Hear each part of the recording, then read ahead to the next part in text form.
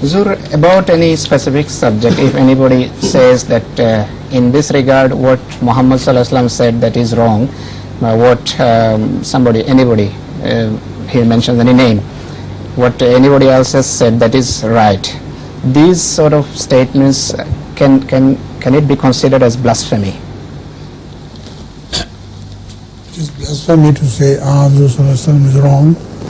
He is never wrong. But you have to prove it. It's not just by insisting that Rasulullah was right. You must prove it, and that will be the best thing to do. The first portion I couldn't follow, Huzur.